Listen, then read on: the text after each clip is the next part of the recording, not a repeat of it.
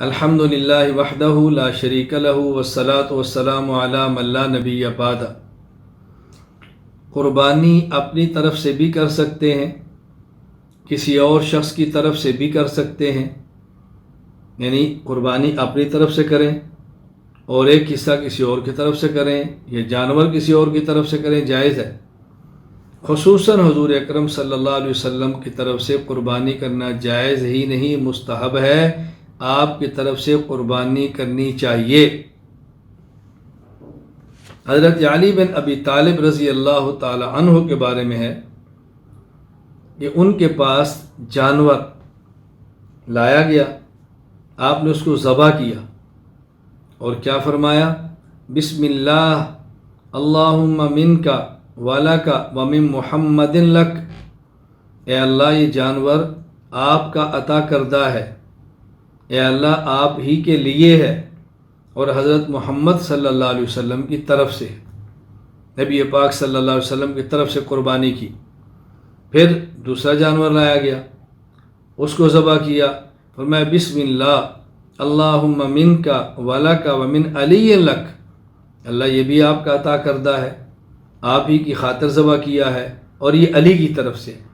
حضرت علی رضی اللہ تعالیٰ عنہ نے ایک جانور رسول اللہ صلی اللہ علیہ وسلم کی طرف سے ذبح کیا اور ایک جانور آپ نے اپنی طرف سے ذبح کیا۔ السنن الکبریٰ للبیہقی باب قول المضحی کے اندر یہ حدیث پاک موجود ہے۔ فتاوی شامیہ رد المختار کے اندر موجود ہے، کتاب الصلاۃ باب صلاۃ الجنازہ۔ وختم ابن السراج عنہ صلی اللہ علیہ وسلم اکثر من 10,000 ختمہ وضحى عنہ مثل ذلك، اللہ اکبر۔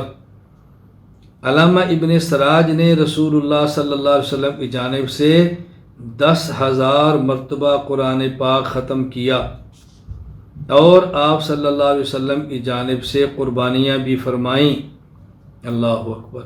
10,000 مرتبہ قرآن ختم کیا، وضحى عنہ مثل ذلك، اور اسی طرح رسول اللہ صلی اللہ علیہ وسلم کی طرف سے قربانی بھی کی۔